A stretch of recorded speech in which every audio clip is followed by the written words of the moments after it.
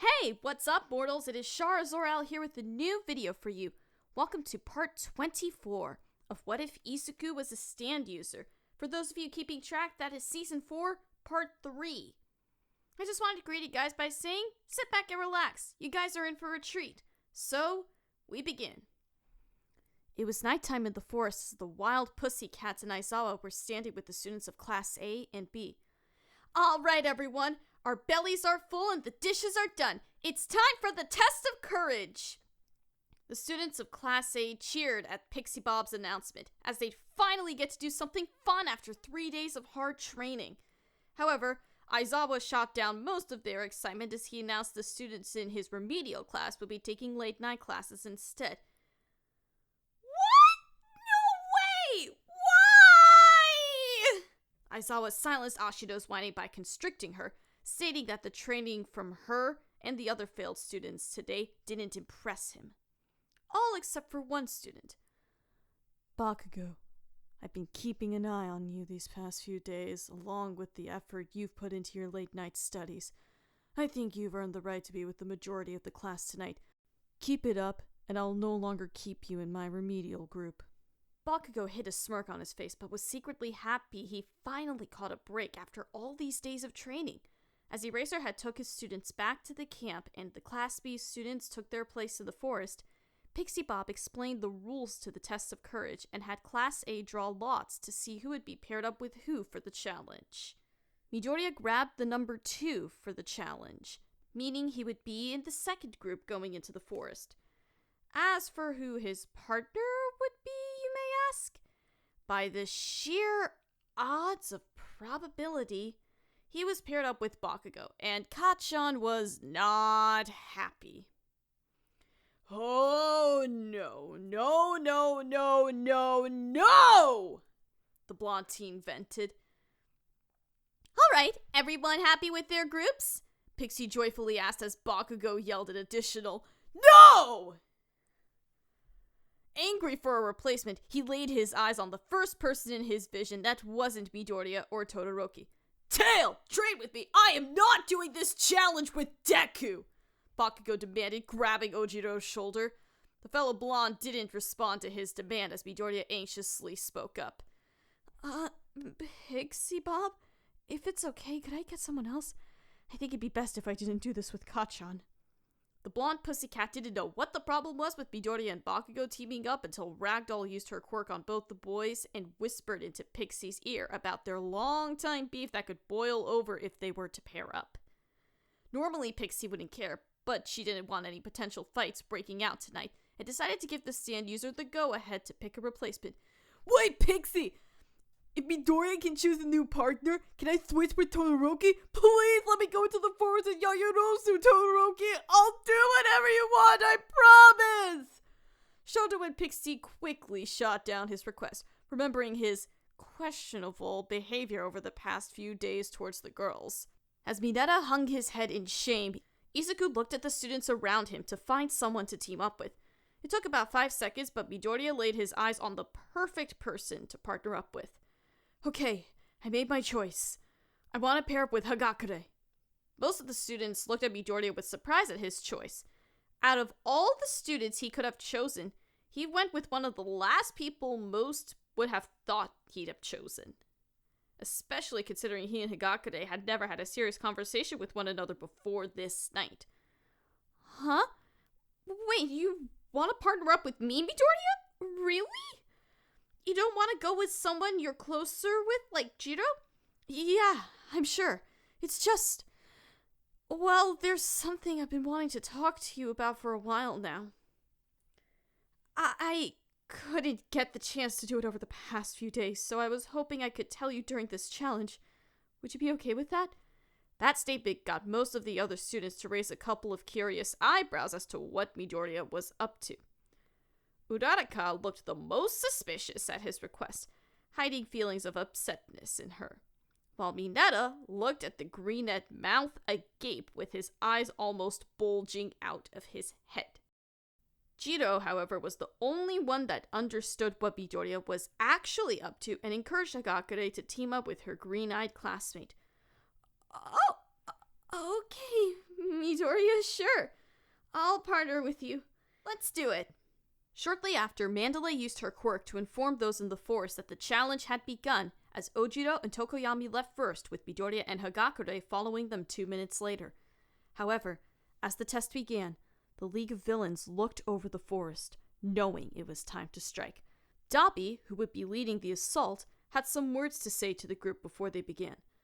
Tonight's the night we put fear into these students and those who call themselves heroes.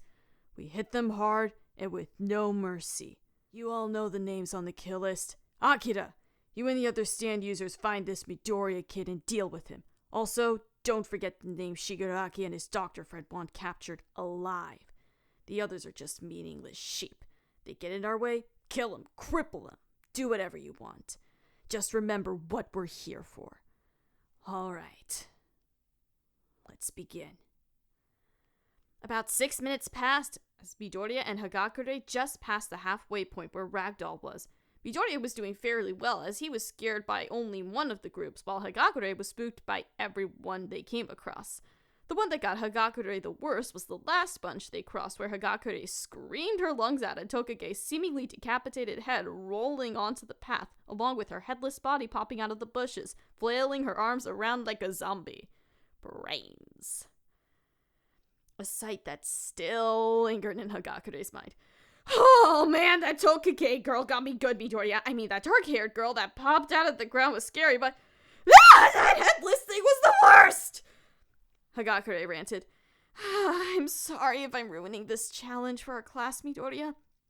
I didn't want to admit it to the others, but I've never been okay around scary stuff. I've kind of watched one of my dad's R-rated movies when I was younger out of curiosity, and, well, I've been terrified of being in the woods at night ever since. Oh, you don't say, Izuku responded. Well, you don't have to be too terrified, Hagakure. It's not like there's a psycho out here or anything. It's just students in our rival class trying to scare us. Just stay by my side. You'll be all right. Izuku had no way of telling, but Hagakure smiled at Izuku's words of comfort as she exhaled a bit of her unease. All right. I need a bit of a distraction. So, Midoriya, you mentioned earlier you had something you wanted to ask me? What is it? This was the moment Izuku was waiting for. He spent the last couple of days thinking of a way to talk to Hagakure about her long-lost sister Shizuka, now in the care of the Joestar family. He knew this wouldn't be an easy discussion topic, but remembered what Josuke told him about being as straightforward about the news as possible. Although that was easier said than done. Izuku swallowed a lump in his throat as he gave it his best shot, while Hagakure was eager to hear what he was going to say. All right. Well, okay, all right, I know I can word it out. Hagakure, have you ever heard of this group called the Speedwagon? Before Izuku could finish, he was cut off by a terrifying scream coming from the path up ahead. This scream was different from the ones he heard earlier, where this one sounded like there was genuine fear to it. Ah! That's Ojiro's voice. Oh man, who's ever ahead must have gotten him good. Hagakure commented. Oh jeez, I'm sorry, Midoriya, what were you saying? You wanted to know if I what? Help! Someone help! Please! Midoriya froze up. That scream didn't sound like something from a simple jump scare. Even Hagakure felt worried about her friends pleading for help. Izuku felt something was off, and being the hero in training he was, he ran towards the sounds of distress with Hagakure right behind him. On his way, he spotted Class B's Hiryu Rin and Kosei Tsubarara, standing up from the bushes facing the sounds of screaming ahead, contemplating what was happening.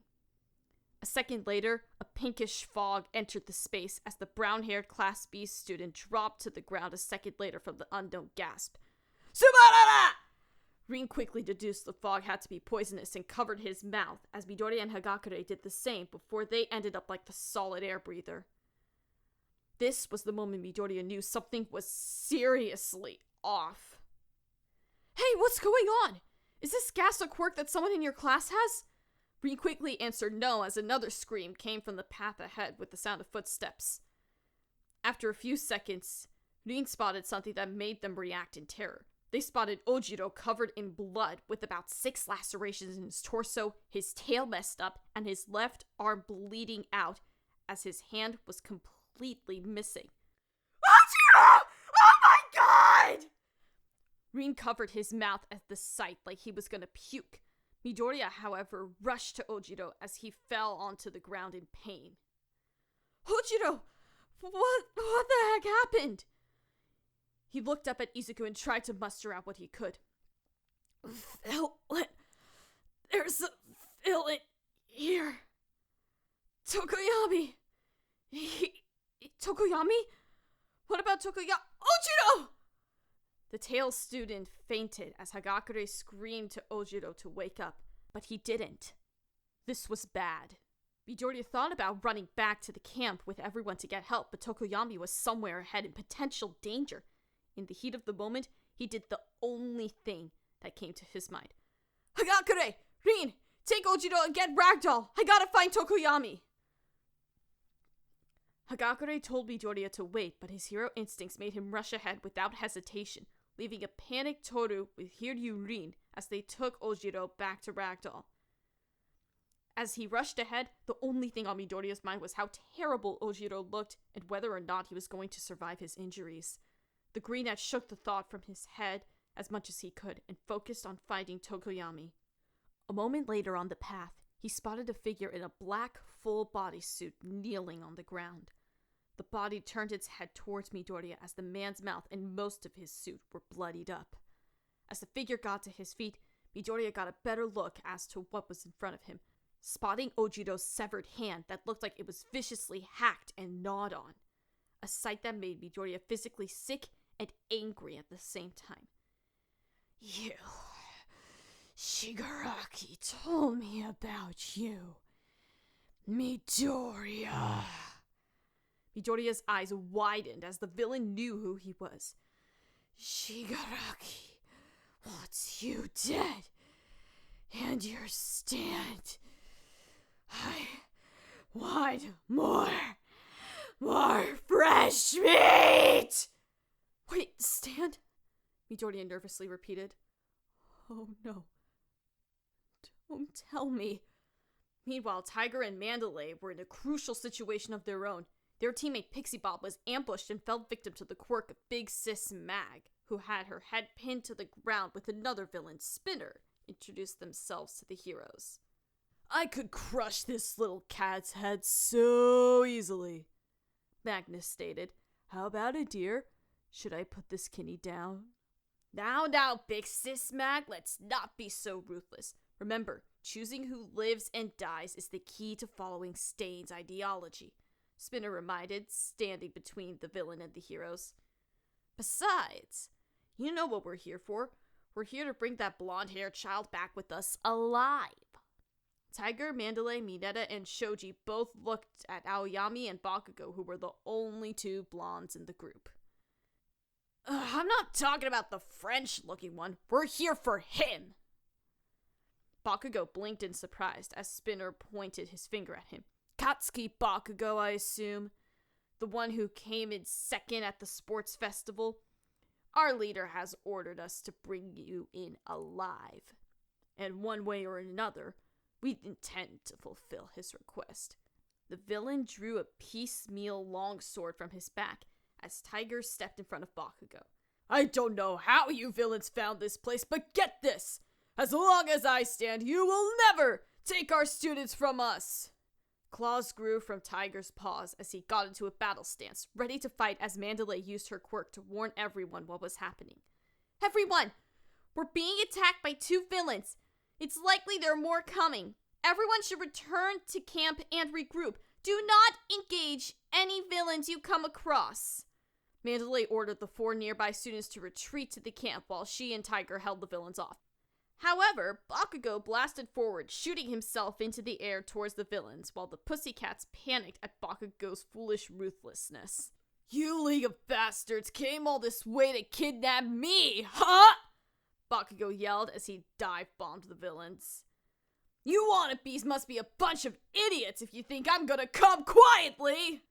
Spinner jumped in the air with his sword to swing at the incoming team, but Bakugo used his explosions to dodge the swing, evading the strike and throwing an explosive fireball at Spinner, blasting the villain to the ground and leaving a smoke screen that impaired Magna's vision, losing sight of the team.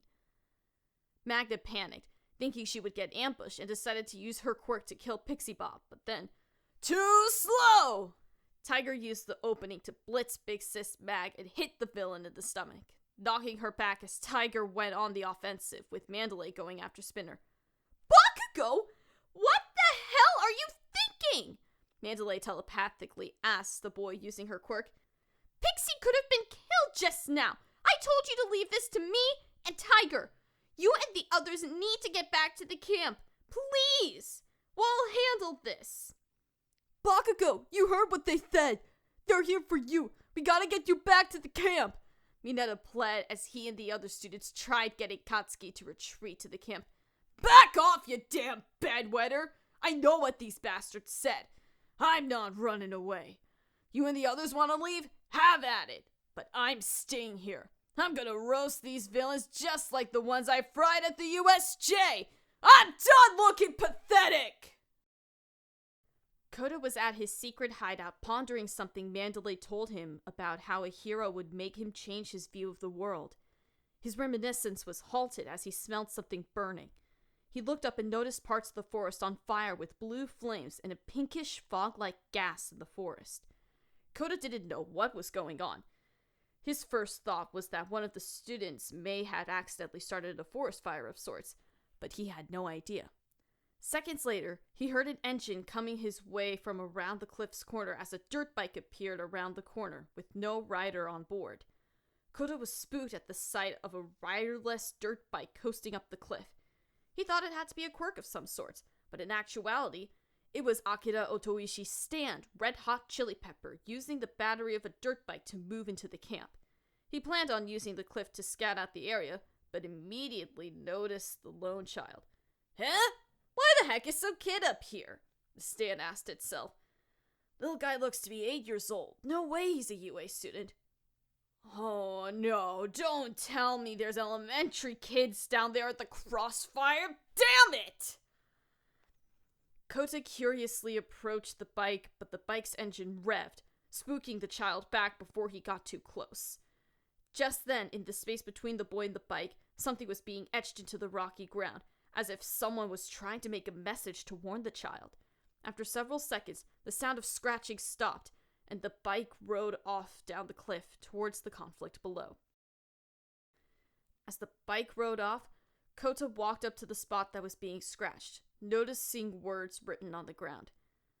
Stay here for your safety. What? What was that? As Kota contemplated the situation, Akira's stand pondered what to do next as it rode down the cliffside. That drill monster Dobby brought with us will tear that kid apart on sight, and there's no way that Moonfish guy will show mercy either. That kid better have followed my message and stayed put.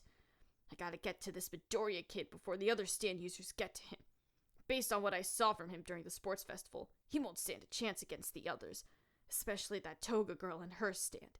Compared to the stand I fought almost a decade ago, her power is a nightmare. I better head to the main camp first and come up with a plan from there.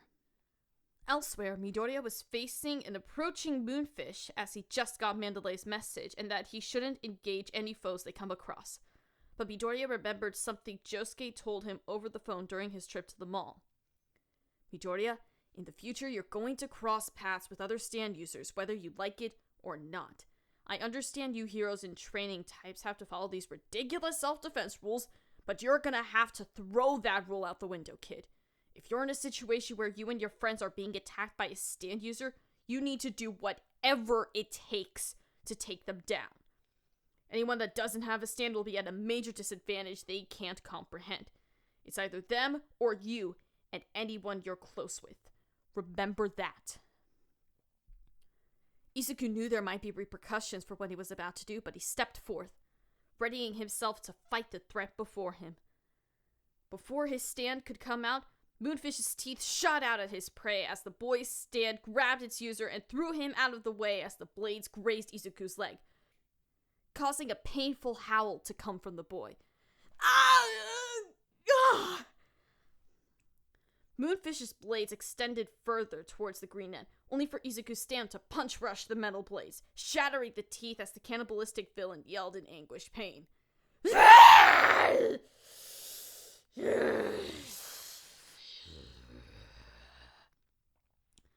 villain retracted his blades and attacked once more, but the stand again threw its master out of the way, barely evading the blades. Personal Jesus has a range of about 5 meters. With how effective this villain was with its quirk, Midoriya was at a range disadvantage. He couldn't get close enough to land an effective blow on the villain without getting put on the defensive by Moonfish's attacks. As such, Act 3 quickly grabbed a nearby rock, placed a psionic landmine on it, and hurled it at the villain. Seeing the incoming attack, Moonfish used its teeth to shield itself from the incoming impact. But upon impact, Act 3 assumed control and had the villain right where he wanted him. Act 3 fully retracted Moonfish's teeth as the villain went limp on the ground, moaning over his lack of bodily control. The villain was neutralized. Izuku didn't know what to do next. He thought to himself, should I run off to find Tokoyami, or continue attacking Moonfish to make sure he was down for the count? Midoriya decided to approach Moonfish, holding a hand on his bleeding leg with his stand by his side. As he got closer, he could hear the man mumble to himself on the ground. Can't move! Why can't I move?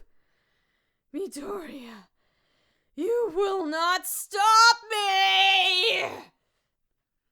Just then, a white, ghostly aura radiated from the villain as Izuku spotted what looked like a pair of melting, ghostly hands slithering from Moonfish's mouth. The hands dug themselves into the ground as the arms continued extending, lifting the man's body off the ground as the villain growled like a wild animal.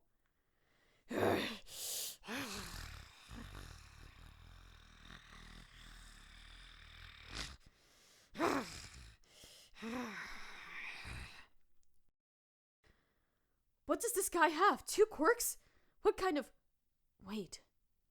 That aura. Are those hands his stand? What kind of stand is that? Blood, milk, and sky. Kill you. Make you dead! The Greed had thought this fight was not going to be an easy one and readied himself for round 2, unaware that Tokoyami was hiding in a nearby bush, watching the battle and using every ounce of willpower he had to keep Dark Shadow at bay. Meanwhile, Tiger and Mandalay continued fighting Big Sis and Spinner, while Bakugo remained in the area, spectating the fight and looking for an opening to attack. Mideta, Shoji, and Aoyama were also with him as the students couldn't convince him to head back to the camp. Knowing he was a target and that he was disinterested in running away, they stood by his side to protect him, much to the incredible disappointment of Mandalay. Tiger, something's wrong, Mandalay alerted. I still haven't heard back from Ragdoll. It's not like her not to respond. Magnate blocked one of Tiger's uppercuts as a grin appeared from the villain's face. Uh-oh. I wonder what happened to her. Whatever it may be, you won't live long enough to find out. Criminal! Tiger shouted. Your people better not have harmed her. If your group lay even a finger on her, I'll...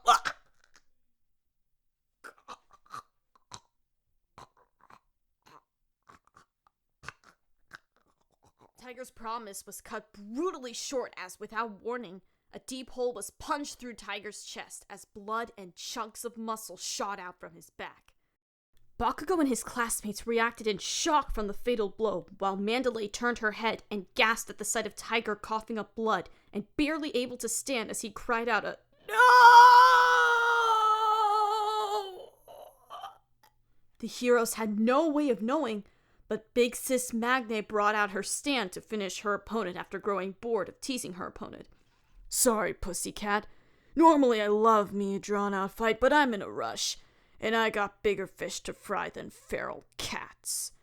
Tiger fell to his knees as the pussycat hero felt an invisible fist uppercut the hero in the jaw with enough force to knock the hero several feet back, similarly to how Midoriya's stand hit him the other day. Only this time, when Tiger hit the ground, he was unable to get up as the pain was too overwhelming. The hero lay motionless as blood poured from his gaping chest cavity. Tiger,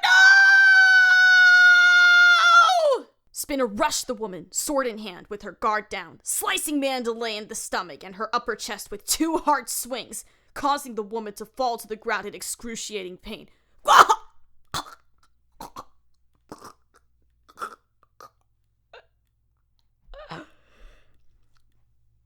Bakugo couldn't spectate the carnage any longer.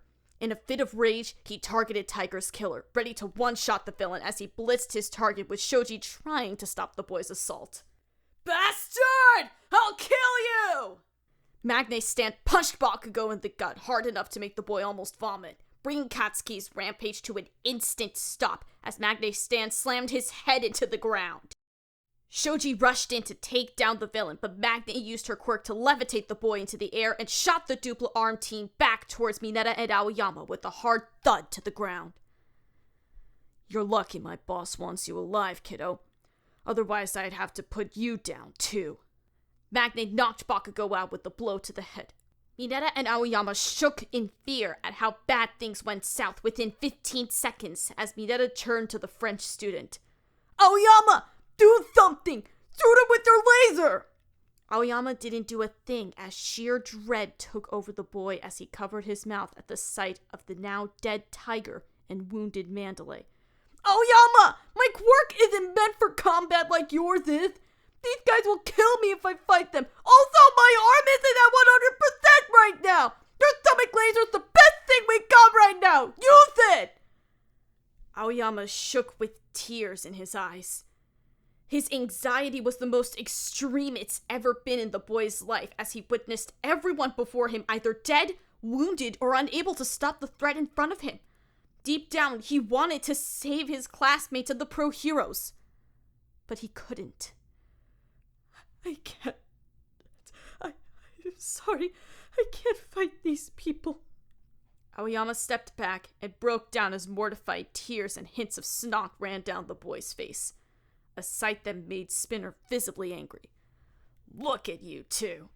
Mineta and Aoyama faced the Gecko villain. Your hero's in training, standing there on the verge of peeing your pants, unwilling to help your friend like your classmate with the mask there. If Stain were here, he might deem that boy worthy of being a true hero someday. You two, however... Spinner lifted his sword over Mandalay's body as the wounded pro hero looked at the villain with fright. You're just cowards that don't deserve to call yourselves future heroes! Scum like you needs to be purged from this world, just like this sad excuse of a hero! Before he brought his blade down, a scarf whipped around both of Spinner's arms, losing his grip on his sword as Mr. Aizawa arrived into the fray, delivering a spinning tail kick to Spinner's head, knocking the villain out cold. He turned toward Mineta, Aoyama, and Shoji, who got back to his feet. You three, get back to camp. Now! I'll handle this. Go! The boys did as they were told, and ran to camp without turning back, as Aoyama remorsefully repeated the phrase, I'm sorry, again and again as the trio left his teacher's sight. Mandalay, are you all right? Eraser asked as the pussycat hero let out a pain-riddled sob. Tiger! They killed him! And I can't get a hold of Ragdoll. I think they got her too. Aizawa stared at the villain holding Bakugo hostage as he put on his goggles and got into a combat stance. Mandalay, I need you to send a message. Tell the students I'm allowing them to use their quirks to defend themselves. A villain I fought earlier said they're after our students. Their lives are in danger if they don't fight back. I'll take the heat for whatever happens, but I will not let this be the night our students die.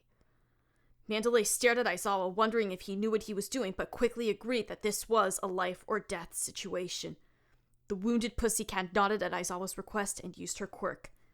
Deeper in the forest, Moonfish looked down at Midoriya from 15 feet in the air. Two of his stand's hands kept his body suspended while the third flew out to swipe at Midoriya. Izuku's stand moved in and punch-rushed the ghostly appendage, but Moonfish's stand permeated through Act 3's punches as if the stand was made of mist. The spectral hand swiped at Midoriya, who was too late to dodge as the hand made contact with its target. Izuku screamed in fear of being hit, but stopped his yelp as he realized something. Ah! Wait, that didn't hurt. I didn't feel that at all. Act 3 fell back to its master and again punched the stand appendage, but couldn't land a single blow as the punches phased through the hand with no impact. Just then, Moonfish regained control of its body as the villain shot its teeth into the ground and flung his body at Midoriya. He retracted the two hands he anchored to the ground, curled them into fists, and slammed his fist into the ground where Midoriya was. The green had avoided the fists, but Moonfish rushed the wide-open Midoriya and gave the boy a double chop attack with his hand, similar to All Might's Carolina Smash. But again, that attack didn't hurt in the slightest. Izuku didn't know what this villain was doing or whether its stand was a threat. However, that was a mistake that would cost him. Izuku began to feel tired and groggy, like waking up after just 4 hours of sleep with no coffee to help through the or going through 10 hours of hard training and work where the only thing on your mind is one. Just then, Moonfish's teeth shot out to Izuku as his stand swatted away as many blades as possible, only for 4 of the blades to pierce Midoriya, screaming from the pain as Moonfish lifted the boy into the air with its quirk. Ah! Ow! Act 3 smashed the blades, hoisting Izuku up as Midoriya fell to the ground, taking a direct high-five slap from Moonfish's stand on the way down. That strike, along with the thud to the ground, caused Midoriya to barely have the energy to get up. He even noticed that Personal Jesus looked less transparent than usual. The green egg fell from Moonfish's trap as he began to piece together his opponent's stand ability. This guy's stand. It's a stand that can sap away a person's energy whenever any of its hands strike someone. He wasn't attacking me with his stand to harm me. He was trying to tire me out and leave me unable to defend myself so he could finish me off with his blades. This is bad. As the villain menacingly approached the vulnerable Izuku, he received a second telepathic message from Mandalay. Attention, Class A and B. Aizawa has granted you all permission to use your quirks to defend yourselves against any villains you come across. However, your top priority should be getting to the camp. As soon as he got the message, the first thing that entered the boy's mind was that it was too late. Midoriya was in a checkmate situation, believing this was the end as Moonfish's blades extended towards Midoriya. Brief moments of his life began flashing before his eyes as he knew he failed in saving the others.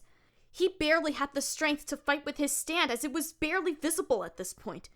Midoriya internally apologized to All Might, his mother, and all those closest to him as one of Moonfish's blades sank into Midoriya's back as he screamed from the excruciating pain. Just then, a voice yelled out from one of the nearby bushes. Dark Shadow! A massive shadow monster grew from the bush Tokoyami hid in as Dark Shadow grew 10 times its normal size. Witnessing Midoriya in pain, along with Ojiro's torment, caused the raven-headed student to lose control of his quirk. Dark Shadow charged Moonfish as the villain directed its attention towards the new threat. No! This is my meat! Mine! You will not take away my meal! Never! The villain unleashed his teeth and stand at Dark Shadow, but Moonfish's blades were mere butt bites to the monster as Tokoyami slammed Moonfish into the ground with its monstrous palm. Dark Shadow then grabbed the villain, smashed him through 3 trees with little effort, and tossed the man into an oak tree, knocking the cannibal out on impact. I will bathe this world in death and blackness! Seconds later, Dark Shadow spotted Midoriya laying on the ground, more terrified than he was a moment ago as he was on the brink of death. Tokoyami begged Dark Shadow to calm down, but his words did nothing as the shadow dug its hand into the ground and swatted at Midoriya, sending the boy flying dozens of feet back as Tokoyami's quirk rushed Midoriya. Dark Shadow, stop! You'll kill him! No! I haven't had enough fun yet! Tokoyami was completely powerless to stop his quirk. Izuku felt the adrenaline in his body come to him as he used whatever fight or flight energy he had to summon his stand to defend himself. Midoriya! I'm sorry! Dark Shadow raised his hand to ground Midoriya into the dirt, but a wave of fire flew at the shadow figure, forcing the monster back. Midoriya turned his gaze and spotted a student in a gas mask throw another wave of fire at Tokoyami, followed by another. After heat wave number 3, Fumikage was able to recall Dark Shadow into his body. Midoriya could easily tell the masked boy that saved him was Shoto Todoroki, who was in the process of using his ice to snuff any fires he caused with his quirk. Todoroki, you used your flames. Izuku nodded. I did, but not in a fighting sense, the boy corrected. Tokoyami told me during the sports festival that light was his weakness. If I didn't use my left side to stop Dark Shadow, well, it doesn't matter. Here, take this. Shoto handed Midoriya a gas mask Yayorozu made, who left Todoroki's side to help Class B's Yotetsu Awase and those in his class. Personal Jesus helped put Midoriya's mask on and helped him to his feet as the sharp pain in his back from Moonfish's stabbings pulsated through his body. Todoroki, listen. Did you see Hagakure at Ojiro, along with someone in Class B? Izuku shakingly asked. I left them to find Tokoyami. Was Ojiro able to get help? How's Hagakure? Ojiro and Hagakure? No, I didn't see them, Todoroki responded. After Yayorozu went off, I tried finding you and the others. I found Jiro and Koda unconscious a minute ago. Gave them masks and hid them behind a bush. Aside from them, I didn't run into anyone else. Why? Did something happen to them? Wait. I found a table on my way here with blood on it. Did that have something to do with it? But blood? Wait, do you mean the table Ragdoll was at earlier? Todoroki's eyes widened at that statement as Tokoyami called out to the recommended student. Fumikage had so much shame inside him that his head faced the ground, too ashamed to show his face to the others. Todoroki, I couldn't control it. I tried with all my power. After what that villain did to Ojiro, Dark Shadow was going to snap. I did my best to hold back his wrath, but he was going to kill Midoriya.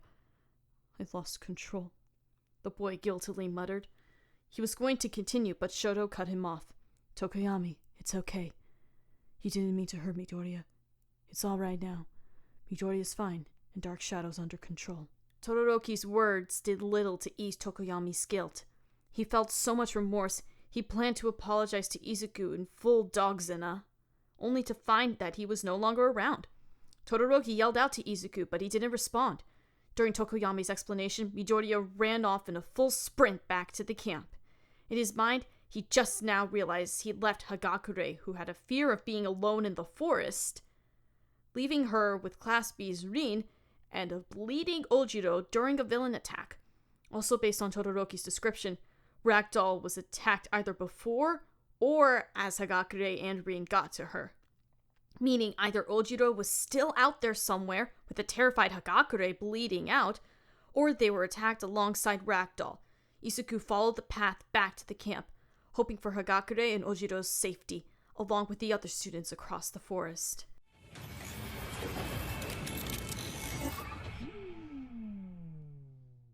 This video is sponsored by Honey! Honey is a free browser add-on used by 10 million people that automatically saves you money when you check out on sites like Amazon, Papa John's, and Kohl's. Wherever you shop, Honey will likely save you some money. All you have to do is click that little orange button, and it will scan the entire internet and find discount codes for you. If there's a coupon code, it will find it. And if not, you can rest assured that you are getting the best price possible. There's no reason not to install Honey. Just 2 clicks and you're good to go. Link in the description below. Now, on with the show!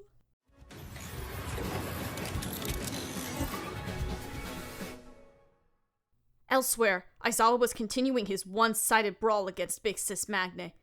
Aizawa and Big Sis scrapped for just 30 seconds, and Aizawa was barely standing and losing his fight as he was unable to get a single hit on his opponent. The sole villain rushed Aizawa as Eraser attempted to bind the villain with his scarf, only for the villain's stand to grab the scarf and yank Aizawa towards Magne.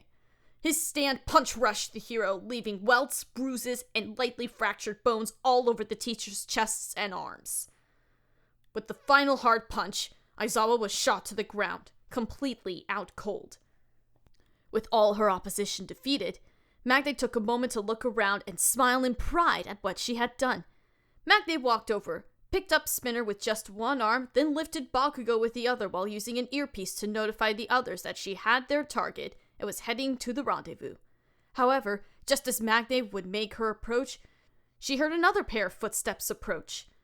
The villain turned and spotted Izuku Midoriya, who gasped in shock at the sight around him.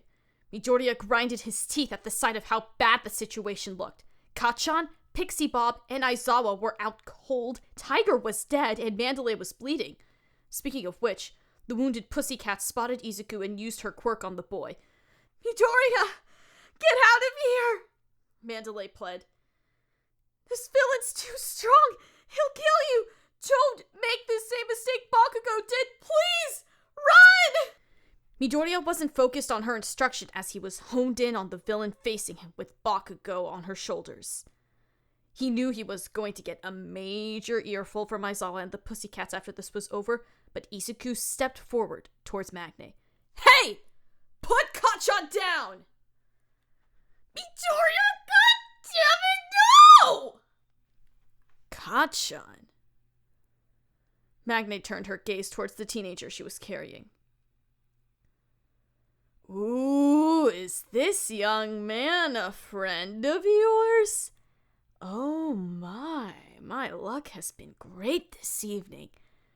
Not only have I found the top student my boss wants us to kidnap, but now I'm facing off against the prime target on our priority kill list.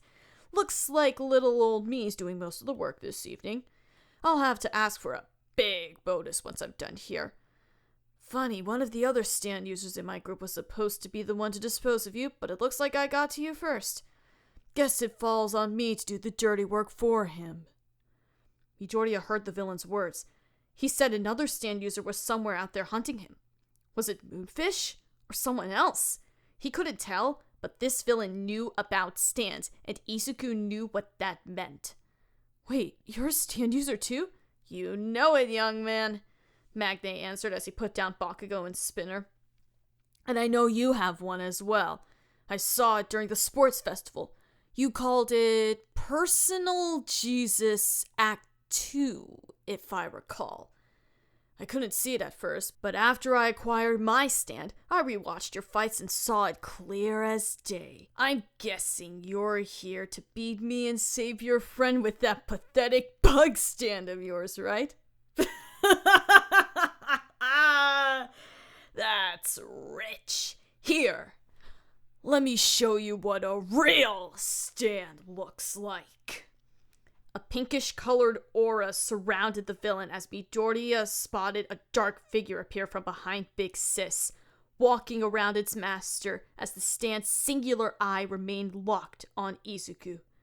The figure stopped and posed beside the villain as the black silhouette shadowing its body dissipated, revealing a muscular humanoid stand with stitched lips. The sight of Magne's stand made Izuku curl his hands into fists as a green aura surrounded Midoriya. "Dirty Diana is the name I gave my stand.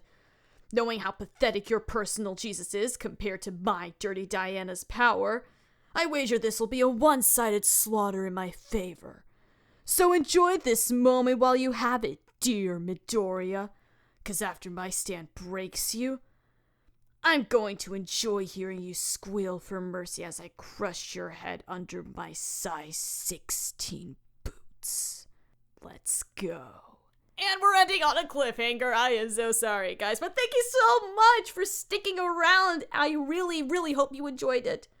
Before the video ends, I'd like to thank all of our Patreons and our YouTube members for their continued support on the channel. On behalf of We the Celestials, I'd like to thank everyone involved in today's excellent content production. Their details are in the description below. Well, that's it for today's video, so thank you all for watching and have a divine day.